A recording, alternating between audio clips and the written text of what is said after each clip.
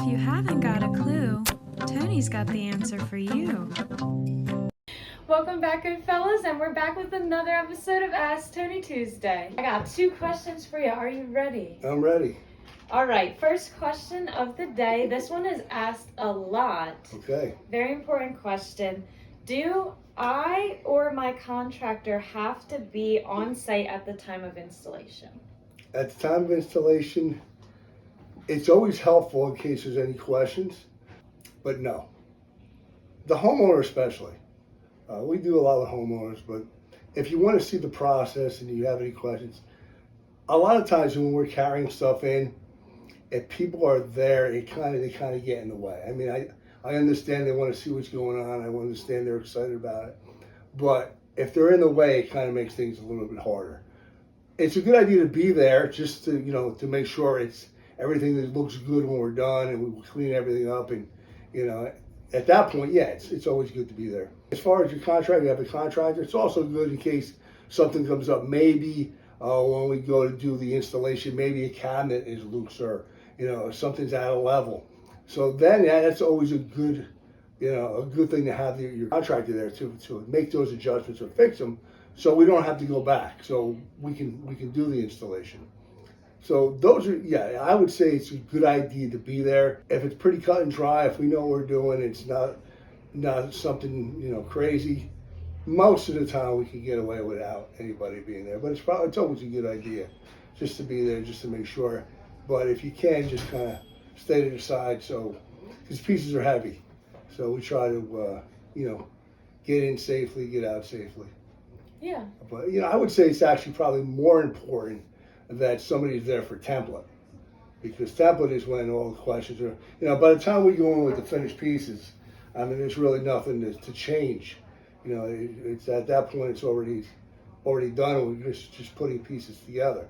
But a template, that's really when, questions need to be answered and asked, because at that point, that's when you make your decisions on your radiuses and all the other stuff. So template, I would say, would be more important than installation, but it doesn't hurt to be there for either.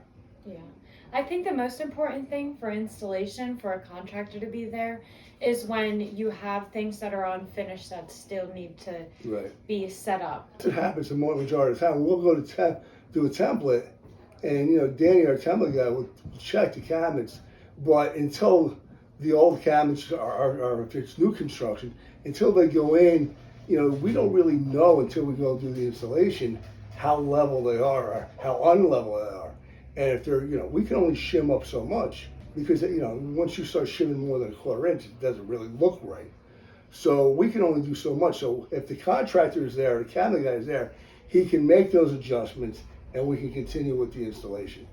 If he's not there, then we have to reschedule and go back, and there's a fee to go back, and so we try to, if we can avoid that, we'd be good. Right, and it's always good to ask questions too about things. If you're putting stuff in and you're not sure when you should have it in by and all that stuff, definitely ask those during the templating time, so that way it's taken care of and installation can go smoothly. Second question of the day. Okay. How long is the fabrication process? The fabrication, it all depends on how complicated the job is. If it's a simple standard edge, it's a matter of just cutting it to size and completing it. We are doing more and more of these built-up edges. The built-up miter edges take some time because there's a lot more labor involved. So you have to do a lot of different mitering and gluing and metal rods and fiberglass rods. So the more you have to add to the fabrication, the longer it takes. So it's it's a simple standard kitchen. We can usually fabricate it, cut it in a day, do the edge work and profiling in a day.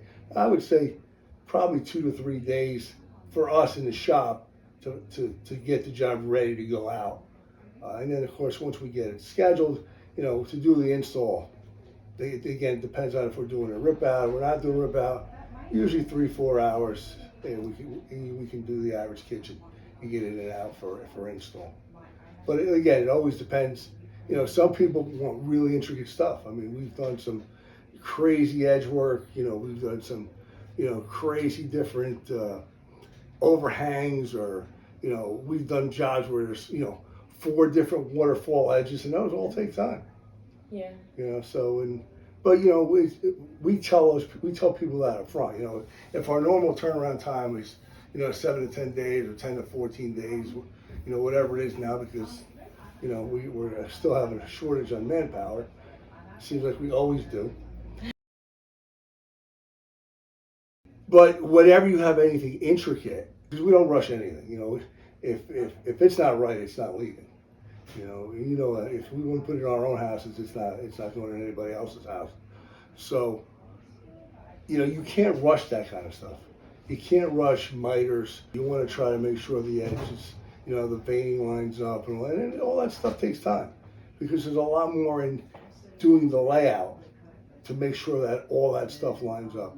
So all that stuff takes time. So usually when you add stuff like that, you generally add 3 to 5 additional days to the fabrication. Yeah, because you have to cut. You have to think you have to cut it, and then you have to put it on, so that way you can do all the sanding and then get all the edge detailing done, and then you have to polish it and all that stuff before it even leaves. Oh, yeah. So. Just to do the miter adds a tremendous amount of labor.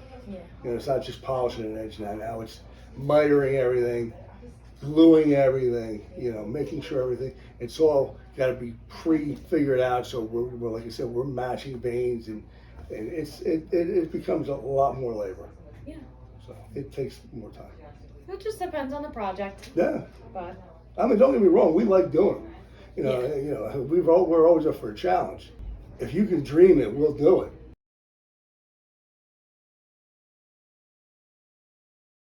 If we haven't done it, we'll figure out how to do it, but we'll do it.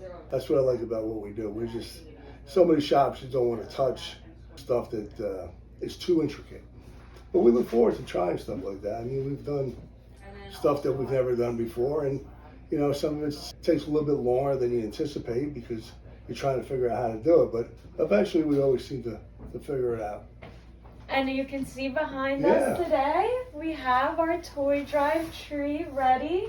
Yeah, our friend Freddie Vasquez from FXV Digital Design was in today, dropped off the tree for the toy drive. Great cause, every kid should get at least one toy for Christmas. Yes. So I forget how many he got last. I'm sure it was well over 1,000 last year, and every year he tries to do better. And any way that we can help, when it comes to kids and giving, I mean, we do what we can. Right. And so we have the trees here. You can stop in, pick a tag, get a kid a gift. Really nothing really extravagant. These kids are pretty humble and not really asking for the world. But, it gives you an opportunity to make a kid's Christmas. Yeah. So it always makes me feel good. Yeah.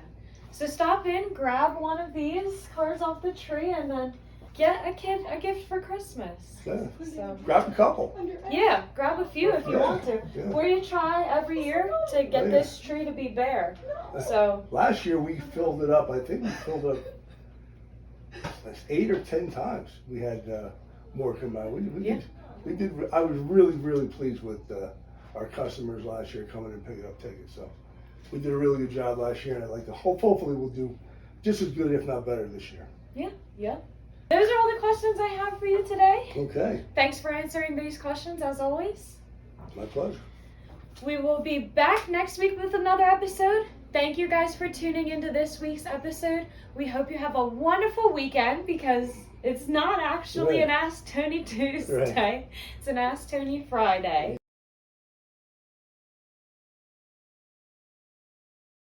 Happy Veterans Day as well to all the veterans out there. Thank you. Thank you is not even enough. I know. That's all we can say, right? I know. We appreciate everything that you have done for us. We salute you. Mm-hmm. So thank you guys again for tuning into this week's episode. We will see you again next week. Have a wonderful weekend.